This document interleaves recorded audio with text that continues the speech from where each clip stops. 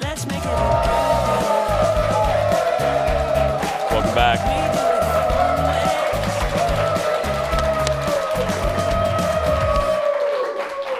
It's the season for all things spooky. A new ghost hunting show is putting a spotlight on haunted places across the Midwest. Look.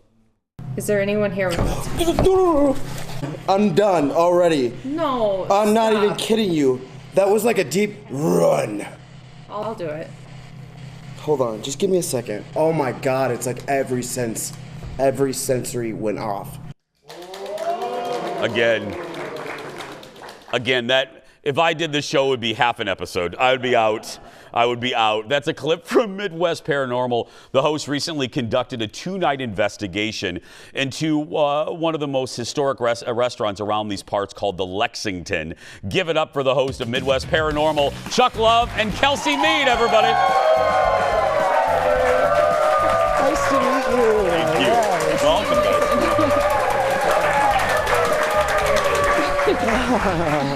Hi, guys. Hello. Okay, where did this start? Were you always interested in ghosts? Were you always that kid?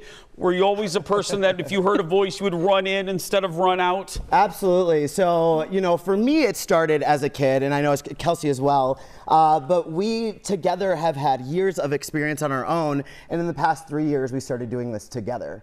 So. And Kelsey, can you explain to me energy sensitive? Yeah. That's what the staff calls me too, but yeah. Yeah. They have other. So the energy on set Thank today you. The is- staff found that real funny. Yeah, I'm energy sensitive. All joking aside, what does that mean? Yeah, so I describe it as very intuitive. So I get a good read on people's energy when I meet them and connect with them. In the spirit world, it's more so an inner knowing. I can tell shifts in the energy in the room and kind of feel if we're not alone anymore. And can you describe how does that manifest in you? I know it's hard to kind of describe. Is it a chill? Is it a everything? What is it? It's like an inner knowing. Like I feel it internally, and normally the energy in a room is pretty calm and pretty chill. When it shifts, it's just like, oh, I know we're not alone anymore. Mm-hmm. Are you getting a bro sense today? Are you in this room? Are you getting a dude vibe today? The dudometer is pretty high today. If you didn't hear, the dudometer is going off today. That's right. Yeah. No. Why, to you, Chuck? Why the Midwest? I mean, this show's across the country, but we're based here in the Midwest. Why are we particularly creepy here, or yeah? Well, yeah, that. And, me and Kelsey are both from the Midwest, and a lot of the shows out there nowadays don't focus a lot on the Midwest. There are some that have done episodes around the Midwest, but, the Midwest in itself, there's 11 states considered the Midwest, right? And there's a ton of locations that are considered the most haunted all over the country. So we wanted to focus on the Midwest, but of course we have dreams and aspirations to go outside of the Midwest and even out of the country eventually. But we wanted to focus on the Midwest because we're both Midwesterners, and we wanted to, kind of keen in on all of the amazing history that all of these locations have to offer. One of the locations, I mentioned it in the intro, is a historic restaurant around these parts, if you ever come see us, called the Lexington in our capital city of St. Paul. Talk to us about your adventure in the Lexington. Yeah, so the Lexington was quite a different investigation, Because I've been in there, let me tell you, I've been in there at night, so yes. Yeah, so I'm sure you kind of have your own inner knowing, Jason. But for us, everyone looks at the paranormal world as it's this very much so eerie kind of, show in a sense, right? And it's very scary and spooky, which there were definitely things that shook us in the Lexington. However, we noticed that within the investigation, there were things that were very comical, and we're laughing because there's one instance, Jason, where we're doing what's called the Estes method, okay? And essentially what it is Kelsey is blindfolded, she's got noise canceling headphones on, and she's hooked up to what's called a spirit box. Now that spirit box sweeps in radio frequencies forward or backwards. So essentially, she's spitting out every word that she's hearing. I'm asking questions. So I'm acting as the bartender, and we actually get contact with the spirit who starts hitting on me. I'm not kidding you. Like she thinks. That's my kind of ghost, man. I don't know about you. Yes. Yeah. It was crazy. So we're like, we don't know if we were communicating with maybe an intoxicated spirit that frequented the neighborhood bar. She kept saying things like sexy, and I was like, who? And she's like, you. And I'm like, what? Have you guys seen each other since? Or I mean, You're the best. I was just the vessel. You were I was just the vessel. And we should say too, and I know a little bit, again, a full disclosure, I know a little bit, hell, we did a whole show from there one time. The Lexington, as you both know, for the audience, has been a variety of things. It's been a few places where funerals have happened. Yeah. It's been apartments. It's been, so that's a pharmacy, yeah. We're going to talk more about it. Fallon's going to join us. You're going to find out what the hell is this stuff on the coffee table when we come back. Back in a moment. That place is it's very spooky. Welcome back.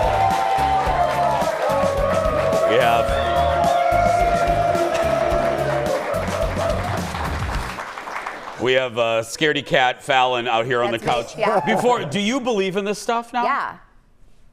Yeah. That's a very convincing right? yes. I know, yeah. Yes. Okay. Let's just get to it because I don't want to run out of time before. What's some of these items here on the coffee table? Absolutely. So I'm going to start with one of my favorite pieces of equipment, Jason. This is a REM pod. And what this device does, it's wired with its own individual electromagnetic field. When that field is interrupted via motion or even touching it, I'll turn it on here in a second to demonstrate, the sensors are going to go off. Mm-hmm. It's also wired to detect temperature changes in the room. So we'll set it out in a vacant location, and if a spirit comes up to it or near it, you're going to see something like that. If a spirit comes up and touches it, you're going to see it really freak out. Oh, great. So if it's just sitting there and it goes off, there's something in the studio. Yeah. Well, so listen. I mean. Yes. So like she said, when the electromagnetic fields are interrupted, it'll, essentially a light will turn on. Because there's a lot of electricity in here, it's hard to vary exactly what's going on with this piece of device. To rule out That those variables. was better than to when you're in these places to have the lights off. Yeah, a lot of people we we get that question all of the time. Yeah. Why do you guys do it with the lights off? Is it just spookier? No, it's because we use a lot of equipment that has lighting where we need to detect what kind of communication we're getting. Okay. But also the real reason is because we use, or not the real reason, one of the reasons is because we use IR cameras. And IR cameras are infrared and they film in black and white, right? Okay. It's a special sensor on a camera that, shoots in black and white. So. What are the little balls? So yes, we get asked this all the time too. So I'm gonna actually turn one of these on. What this is it's just a cat ball, right? I was gonna say my cat would love that. Edith would lose her mind.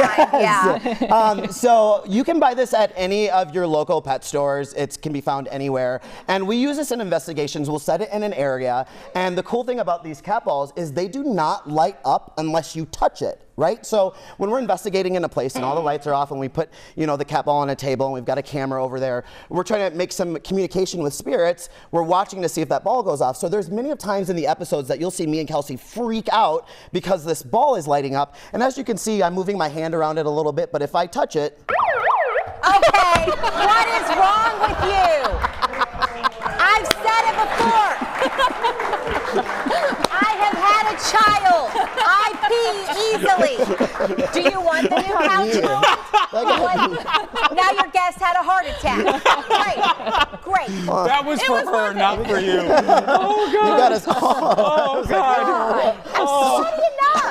So essentially, when you touch it, it goes off. Now, again, you just saw me touch it. Yeah. And it starts lighting up. So that's it's just a really cool piece that we use because, again, it cannot light up unless you touch the ball. But Jason, we have something special for you. Yeah, what? We have something special for you, okay? I'm up for Fallon. Anything? Okay. You already gave me mine. I'm going to let Kelsey explain this piece of equipment while I give you your own very one from us, okay? Okay. So what we have here is a spirit box, and it looks like an old-fashioned radio.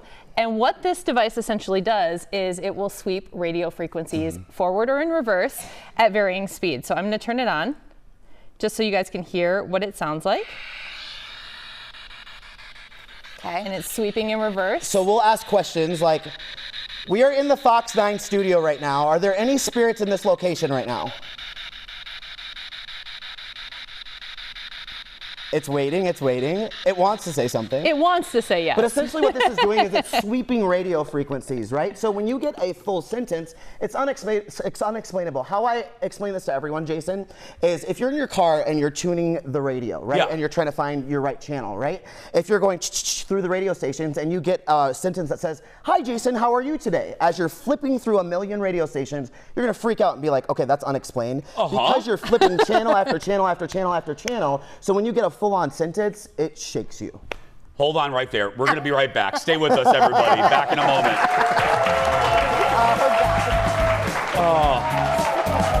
So what's this?